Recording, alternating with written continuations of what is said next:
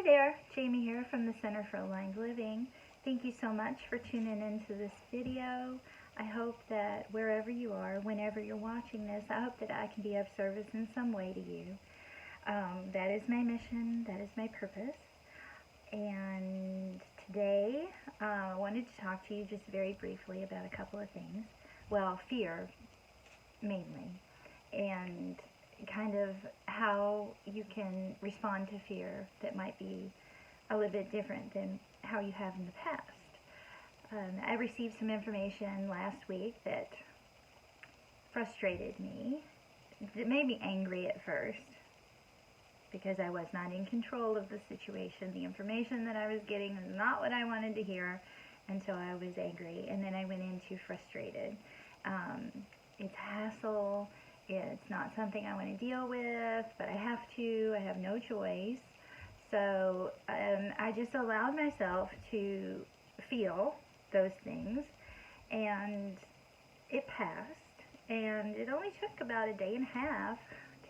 It only took about a day and a half until I was feeling, it's like, okay, I'm at peace with it. I'm just going to go with this because I really ultimately don't have a choice.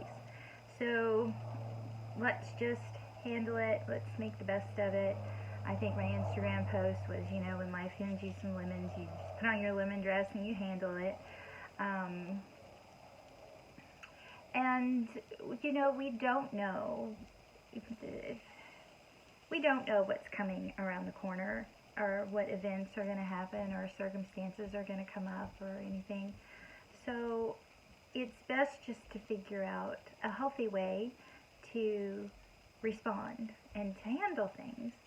And if you let things pile up without handling them, taking care of them, whatever you can do, that's an easy road to becoming overwhelmed. And kind of,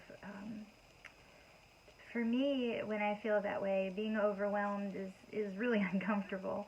And I don't know where to start, and I don't know what to do, because I'm faced now with a mountain or multiple things that have piled up that just don't really make me comfortable. They're not really, like what I want to be doing or whatever, and so it's just way worse.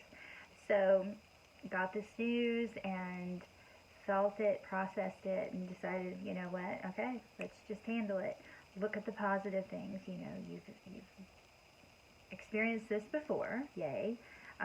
And this time it's going to be easier, and you're just going to do what you need to do, and you're going to get through it. And obviously God has a plan, a greater picture, even if you don't like using the term God, or if you don't even believe in God. All of our accumulation of experiences and whatnot are guiding us. I don't believe that everything is random. I think that we are here for a set of experiences to educate us, to evolve our souls. That's truly what I believe. And so this is just another incident where I get to practice what I have learned and what I teach other people. And I think I'm doing okay. But fear, what a little turkey that is, right? So I was talking to my daughter, and she was talking about being afraid of the big waves. She loves to go out in the water at the ocean, and she loves to surf and stuff, but she had an incident that kind of freaked her out once.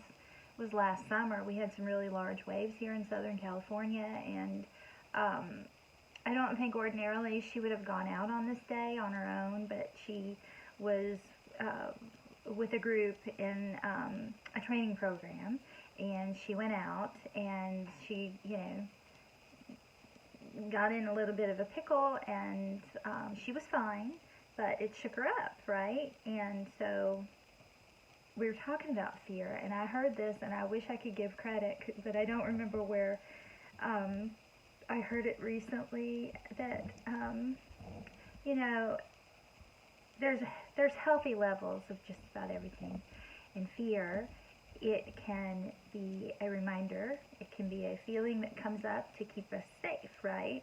But when does fear become a negative thing, when it prevents you from living the life that you want to do or for trying things. I remember, this is such a silly little example, but I remember it, and this is how fear can control you. Very basic, silly little thing. When I think I was probably in 5th grade, and my mom took me down to the mall in our hometown, and the local radio station was there, and they were giving out these really cute little Dr. Pepper t-shirts, and all you had to do was get on the stage in a practically empty mall and sing the Dr. Pepper theme song. And I really wanted to do it. I really wanted to do it. But I let my fear and my insecurity win out, and I didn't do it. And this is what, decades later, and I'm like, if I would have just sang that song, I would have my Dr. Pepper t-shirt, and I wouldn't have this, example. But maybe I just needed to have this example as a funny little thing to share. I shared it with my daughter, and, I talked about what, healthy fear and unhealthy fear, the difference. And what I suggest is, when you're feeling fearful in the future, maybe ask it, because maybe it's not even justified, right? Maybe it's something from the past. Maybe you had an experience and it didn't go well, so your mind is thinking, oh, no, don't do that because it didn't go so well in the past. And this might even not be the same situation, but the fear's coming up because the fear is trying to keep you safe.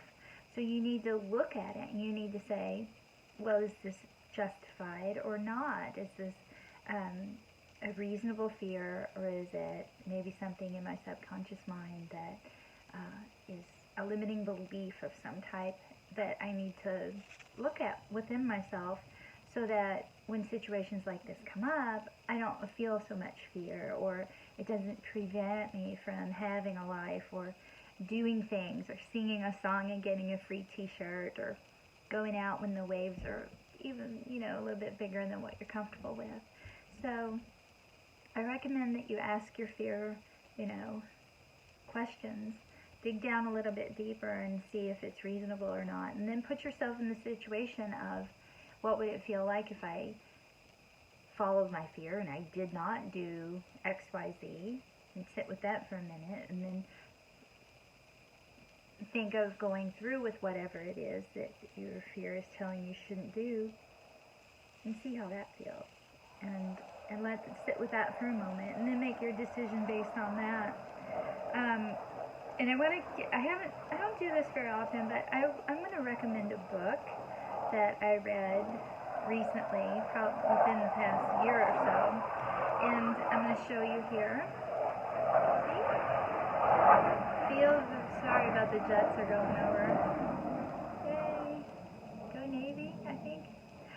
Anyway, Feel the Fear and Do It Anyway by Susan Jeffers.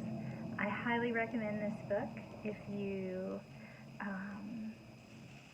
are a person who has allowed fear to keep you from perhaps pursuing goals or dreams or hobbies even. I just really found this book to be very helpful. And she has got some serious gems in here. And I really like the way it's presented. It's very well written. It's very easy to read. It's very relatable. And I think that this would be a good book for people of any age, even younger kids. Maybe you could do like a book club in the family in regards to this book, because if they are younger, and but it can absolutely, you can talk to your children, if you have kids, about this book. Dynamic Techniques for Turning Fear, Indecision, and Anger into Power, Action, and Love. Well done. Good book. Good book right here. So, ask your fear what's going on. See if it's justified or not. And just handle things. Don't let things get all built up so that you could potentially become overwhelmed, because that is like digging out of a hole. Why put yourself in a hole if you don't need to, right? Alright, well, as I say, there are many paths to one destination, in my opinion, and the destination that we are all searching for is the knowing that we are all one. We all come from one source, and we are all going back to that. The only thing that differentiates us is our choices, our experiences, our perceptions, and if you are struggling in any way, please reach out to somebody for some help. You don't need to struggle. There are people, wonderful practitioners that are willing to help. You just need to find someone that works for you, works with you, that resonates with you, and get on the path to living the life you want, okay? You're worth it. There's no reason for you to live in fear constantly. You can take positive steps to change your circumstances, change your environment, change your mindset, and you're really worth it. So let us know if we can do anything for you, and I will talk to you again real soon. Thank you.